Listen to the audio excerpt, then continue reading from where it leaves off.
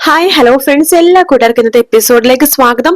അങ്ങനെ കിരണും കല്യാണിയും അമ്പലത്തിന് പുറത്തേക്ക് കടക്കുമ്പോഴേക്കും കിരൺ പറയണ്ട്, അയാള് തലമുണ്ടലോ ഒക്കെ ചെയ്ത് വന്നിരിക്കുക നമ്മളെ തെറ്റിദ്ധരിപ്പിക്കാൻ വേണ്ടിയിട്ട്, അയാളുടെ സ്വഭാവം മാറി എന്നറിയിക്കാൻ വേണ്ടിട്ട്. കല്യാണി ഇയാളെ കേട്ടൊന്നും കല്യാണി ടെൻഷൻ ആവണ്ട, അയാളുടെ സ്വഭാവം മാറില്ലെന്ന് നമുക്ക് നന്നായിട്ട് അറിയാവുന്ന കാര്യമല്ലേ. ചില ആൾക്കാർ പറയാ നമ്മൾ ഏറ്റവും കൂടുതൽ ഭയക്കുന്ന ഒരു കാര്യം നമ്മുടെ മരണം എന്ന് പറയുന്നത്. മരണത്തെ ഏറ്റവും കൂടുതൽ ഭയക്കുന്നുണ്ടെങ്കിൽ മരിച്ച ആൾക്കാരെ കാണുന്നത് നിമിത്തമായിട്ട് കരുതുന്ന ആൾക്കാരും ഉണ്ട്. ഇത് അതുപോലത്തെ ഒരു സാധനമാണ്. ഇവരെയൊക്കെ കാണുന്നത് നിമിത്തമാണെന്ന് വിചാരിച്ചാൽ മതി. മോശപ്പെട്ട ആൾക്കാരെ കാണുന്നത്. കല്യാണി അതൊന്നും അത്ര ടെൻഷൻ ആവേണ്ട. കല്യാണി വണ്ടി കയറുന്നതും വേണ്ട, വണ്ടിയിലേക്ക് കയറ്റുവാണ്. പ്രകാശൻ അങ്ങനെ അമ്പലത്തിൽ പ്രാർത്ഥിച്ചുകൊണ്ടിരിക്കുക കേട്ടോ.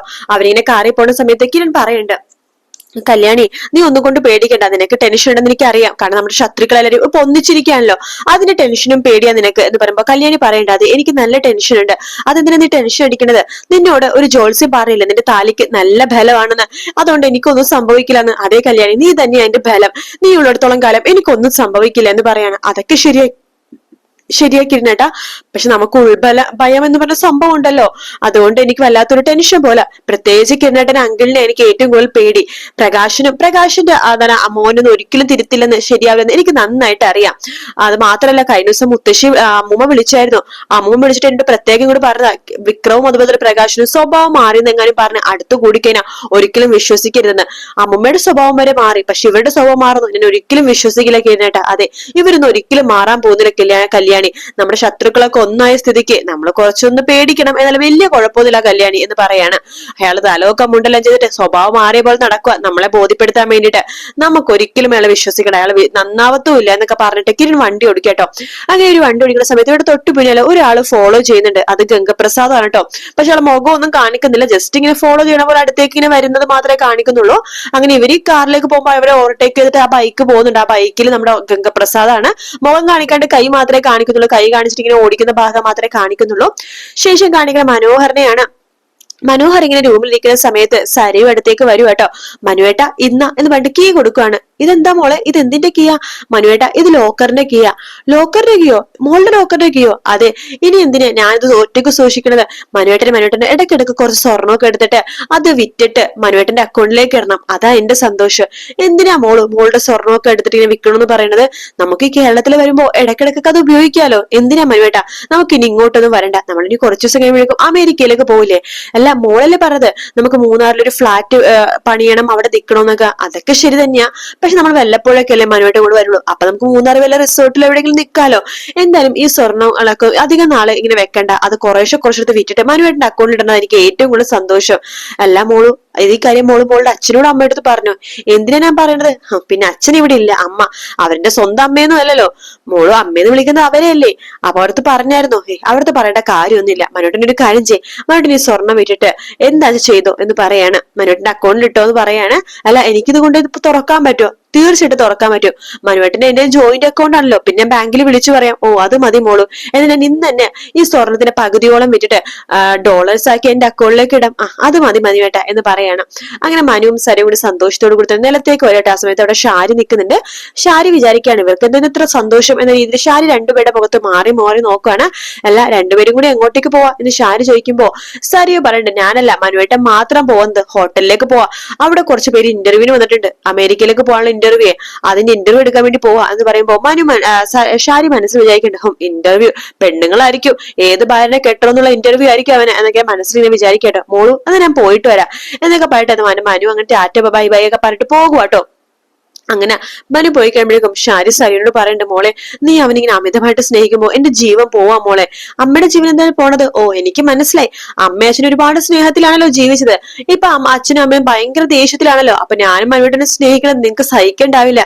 എന്റെ മോളെ, നിന്റെ സന്തോഷം എനിക്ക് വളരെയധികം സന്തോഷം തരുന്ന ഒരു കാര്യമാണ്. പക്ഷെ ഇവനെ പോലെ ഒരുത്തൻ എന്റെ മനുവേട്ടനെ കുഞ്ഞിനെ കുറിച്ച് മാത്രം ഒന്നും പറയരുത്.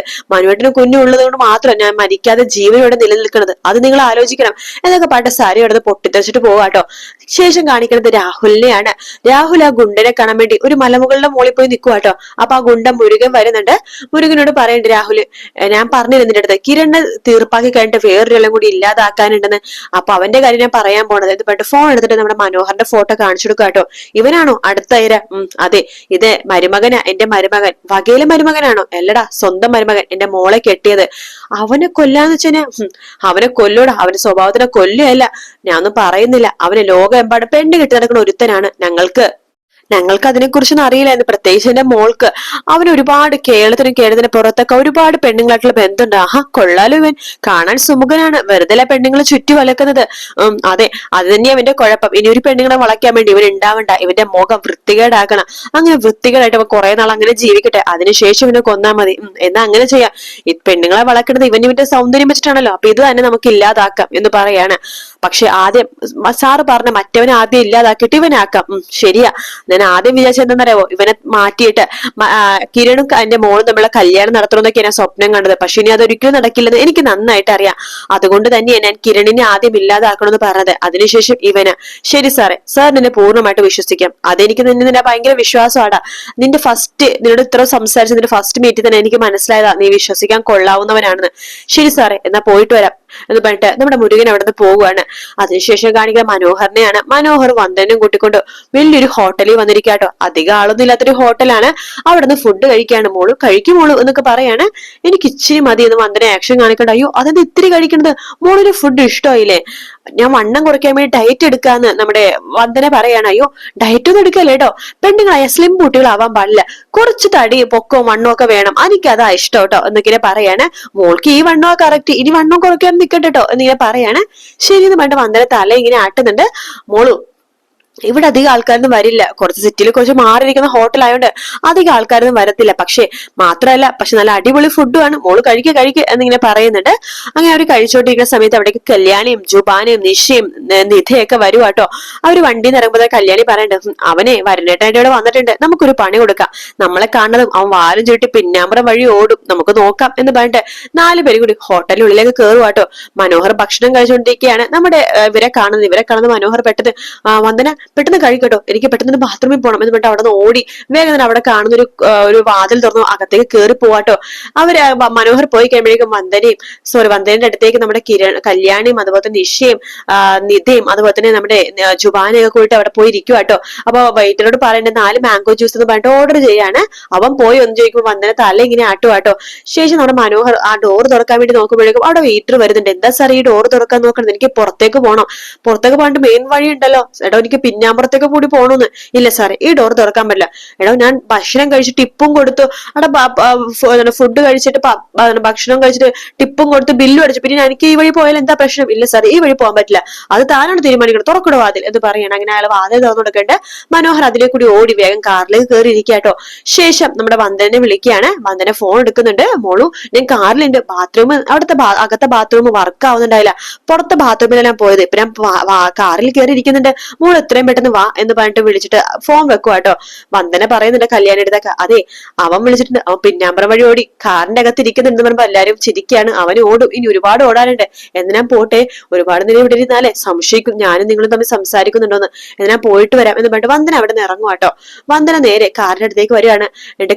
കാറിനടുത്തിട്ട് മനോഹർ ചോദിക്കുന്നുണ്ട്, എന്തിനാണ് പിന്നാമ്പറം വഴി ഓടി വന്നത് ഇങ്ങനെ ചോദിക്കുകയാണ്. അതൊക്കെ പറയാമോളൂ, മോള് വേഗം കാറിൽ കയറി എന്ന് പറഞ്ഞിട്ട് കാറിലേക്ക് വന്ദനെ കേട്ടിട്ട് ഗ്ലാസ് ഒക്കെ കേറ്റിടാട്ടോ. എന്നിട്ട് പറയണ്ട, മോളു അവിടെ 4 പെണ്ണുങ്ങൾ വന്നില്ലേ? എന്ന് പറഞ്ഞിട്ട് വന്ദന തല ആട്ടാണ്. അതിലൊരു പെണ്ണില്ലേ മുമ്പിൽ നിന്ന് പെണ്ണ് സാരി എടുത്തത്, അവളുടെ പേര് കല്യാണി എന്നാ. അവളെ ഒരു കാലം വരെ മോള് പോലെ സംസാരിക്കില്ലായിരുന്നു, അവളെന്റെ കമ്പനി വർക്ക് ചെയ്തവളാണ്, അവൾക്ക് എന്നോട് ചെറിയൊരു പ്രണയം ഉണ്ടായിരുന്നു, എനിക്ക് അവൾക്ക് സിമ്പതി മാത്രമേ ഉണ്ടായിരുന്നുള്ളൂ, പക്ഷെ അത് പ്രണയമാണെന്ന് തെറ്റിദ്ധരിച്ചു, എന്നെ കല്യാണം കഴിച്ചു അടങ്ങുന്ന അവളെ കല്യാണി എന്റെ പുറകെ നടക്കുമായിരുന്നു. അപ്പൊ ഇപ്പൊ കണ്ടാലും എന്നെ കല്യാണം കഴിക്കുന്ന പുറകെ നടക്കാൻ അവരെ പണി, എനിക്ക് അവളെ കാണുന്നത് ഇഷ്ടമല്ല, അതുകൊണ്ടാണ് ഞാൻ വന്നത് വണ്ടിയിൽ കയറിയത് എന്ന് പറയുമ്പോ ഇതൊക്കെ കേട്ട് നമ്മുടെ വരുണ്ണാക്കി ദേഷ്യം വരുന്നിടത്താണ് എപ്പിസോഡ് തീരുന്നത്. വീഡിയോ ഇഷ്ടപ്പെടുകയാണെങ്കിൽ ലൈക്ക് ചെയ്യാനും സബ്സ്ക്രൈബ് ചെയ്യാനും കമന്റ് ചെയ്യാനും മറക്കല്ലേ. മറ്റൊരു വീഡിയോ ആയിട്ട് വീണ്ടും കാണാം. Take care, bye bye.